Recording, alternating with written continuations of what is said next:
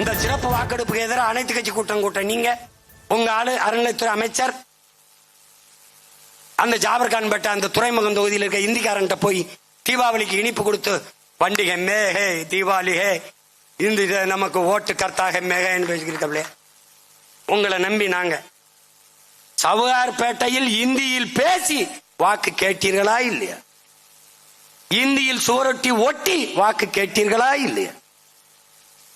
அப்புறம் எத்தனை காலத்திற்கு இந்த ஏமாற்று நாடகத்தை நடத்துவீர்கள்? உங்களால் தடுக்க முடியாதா?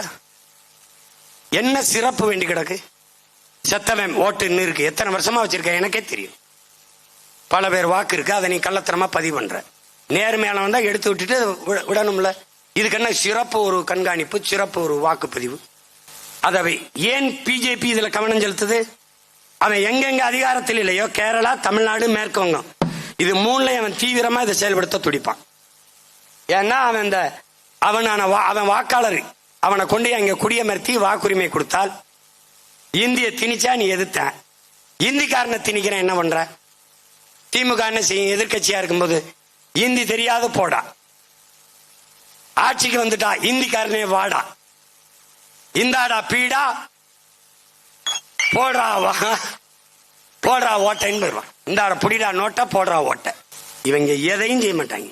நீ எழுதி வச்சுக்க, என் தலைவர் மேல ஆணையா சொல்றேன், என் தமிழ் மேல ஆணையா சொல்றேன், இத்தனை என் முன்னோர்கள் மேல ஆணையா சொல்றேன், என்னை வெள்ள வச்சு அந்த இடத்துல உட்கார வச்சிரு, அவனே எல்லாத்தையும் காலி பண்ணிட்டு போறானா இல்லையான்னு மட்டும் பாரு.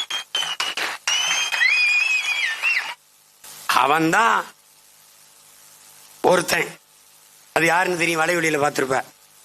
தமிழ் வெல்லும், தமிழ் வெல்லும் அப்படிங்கிறான் இந்திக்காரன் சீமான். ஹே, அவனுக்கு தெரியுது யாருன்னு. தம்பி, நான் விளையாட்டா சொல்றேன்னு நினைக்காத. தமிழ்நாடு நாள்ல உனக்கு ஒரு செய்தி அண்ணன் பதிவு செய்ய நினைக்கிறேன். எச்சரிக்கையாரு.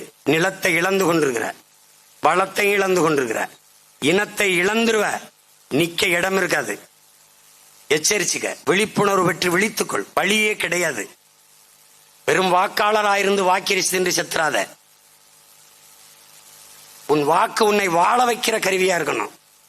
1000-500க்கு விக்கிற, அடமான வைக்கிற பொருளா மாத்திராத.